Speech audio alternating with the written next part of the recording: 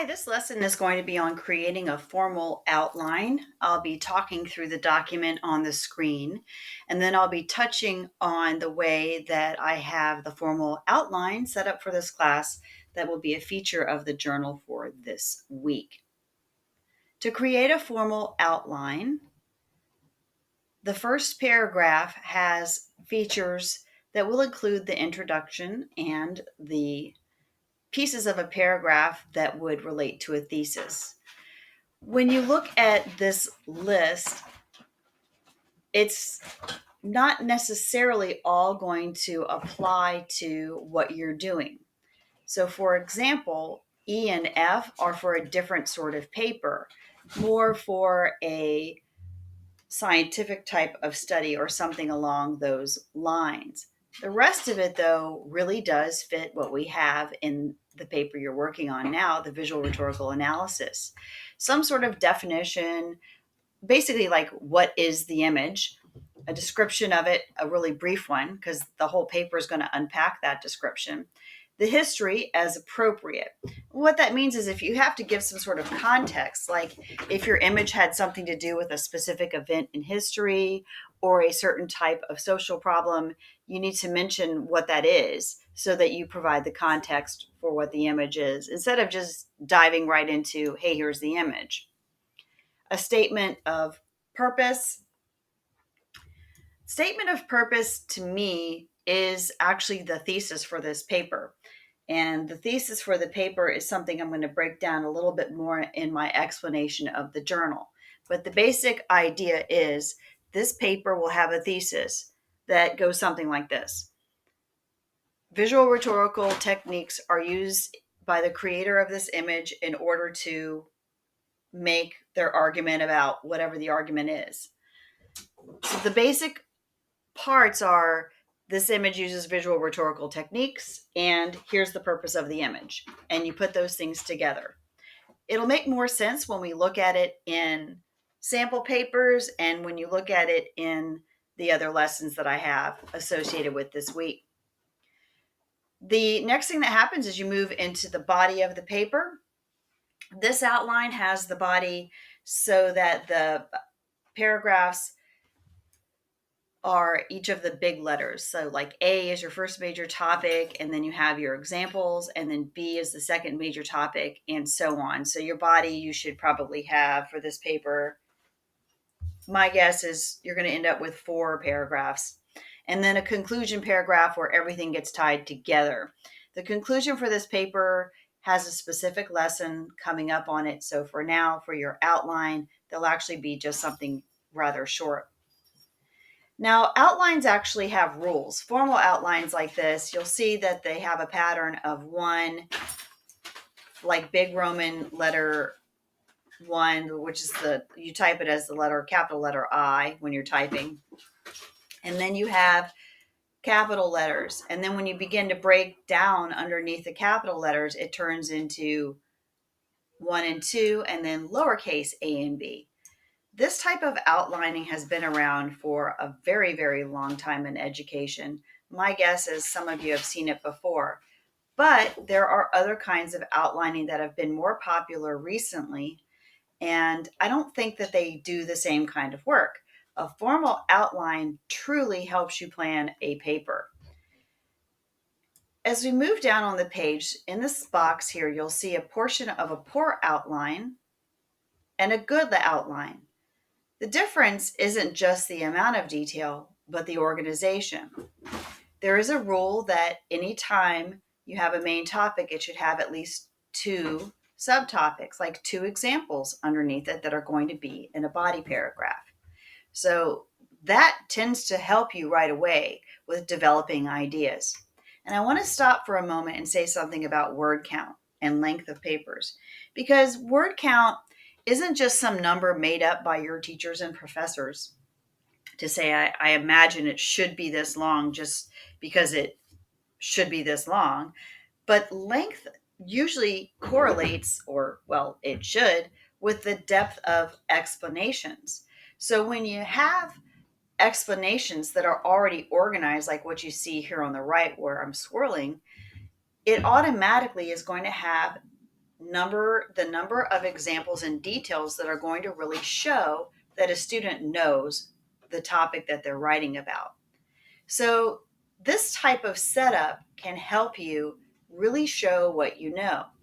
And if it's skimpy, kind of like this one over here that isn't even set up properly, if it's skimpy like this, well, then the students they're demonstrating that they either don't know a lot about their topic or as much as they should, or that maybe they just don't know how to set up an outline. So every time you have a number 1, you have to have a number 2. And every time you have to have an A, you have to have a B. So over here, the format is correct. You can see here that the document breaks that down in more detail. I'm not going to read it at you, but I do expect you to read through this when you're looking over it. I'm going to also tell you what not to look at, because I certainly don't want you to waste any of your time. I do want you to look at informative and not informative down here. I'm not going to focus too much on parallelism right now. I don't think that that's a focus for us, but I do think informative and not informative can be very helpful for you to understand how use of detail can be very helpful to developing ideas. Now, when you're making the outline in the journal for this week, it's going to involve copying and pasting from the journal the week before. And what that means is that you should be able to lift right out of that table or grid, as I call it sometimes in the lessons, and copy and paste. If the grid is done well, it's pretty darn easy to make your outline because you just copy, paste like this. There's an explanation down here below that breaks down the examples that are in the document. And I'll just scroll to show you what else is still here. So it's mostly an explanation of what's in the examples. Now, the other thing and what I'm going to do is I'm going to head over here to the way that I have the journal set up. It looks very much like this. In the actual journal, I copied and pasted from this lesson, but I wanted to have this separate here so that I can have it as just a general document on creating outlines. This one is, it does have some features associated with your paper. You'll see also it's a little bit different from the other one that I showed you, because I did put here for you to have something with a hook and a catchy opening.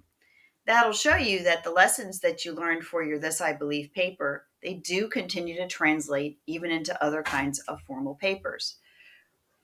The hook lesson I really want to tell you is don't start with the word imagine. It's just overdone and it's boring. Find something else about your topic that is interesting, something else that could grab somebody's attention. If you picked it, there's a reason that you care about it. How can you translate that idea into an opening sentence? The next part of your introduction will have background information and a thesis statement. And then I have that pattern that I talked through a little bit earlier in the video here. To actually see what that looks like, there is a sample paper that was posted with the week 6 lessons when I put the first journal up that had the table in it. You need to go back and take a look at that sample paper. Next week, when you start drafting your paper, I'll have a lot more sample papers for you to look at. But for now, I want to keep it simple. So go back and look at that to find an example of this thesis written all the way out.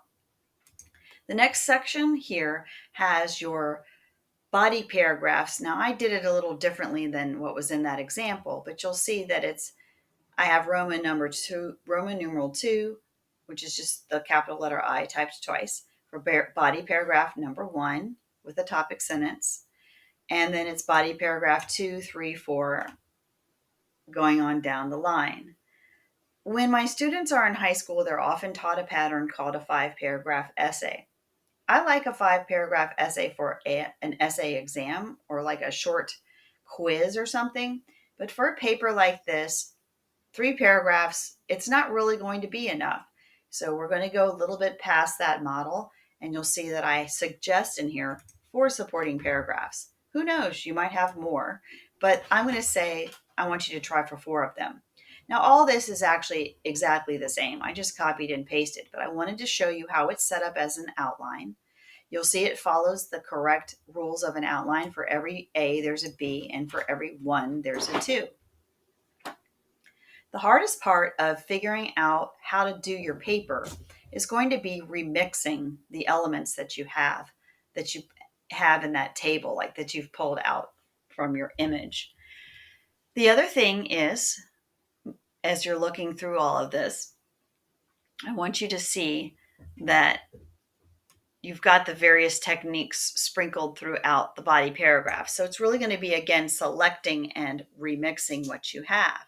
Your topic sentence would actually cover whatever those supporting evidence things that you have are in the paragraph. So let's see, for this one, for example, if your paragraph contained contrast and repetition in it, then you might do contrast and repetition in your topic sentence and then write about both in the paragraph. There are a few different ways you can organize this paper. One would be to just go down your grid and go, okay, I have a lot of contrast. So I'll have a whole paragraph on just contrast, and then all the supporting evidence will be on contrast. Or maybe I don't have a lot on contrast and I don't have a lot on repetition, so I'll put contrast and repetition together. Well, your topic sentences are going to show that. There'd be one topic sentence that really focused on contrast if you had enough on it. But if you didn't and you went with putting contrast and repetition together, your topic sentence would have both of them in that. You're going to see that in the sample papers that we have in the class. For now, I want you to play around with what you have in the journal from last week.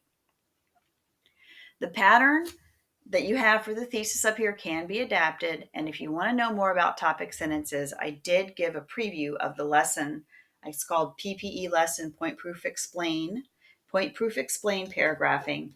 It is on Canvas for this week if you want to take a look ahead. And then the conclusion for now, well, I have it in the journal, but for now, I'll go ahead and put it in here.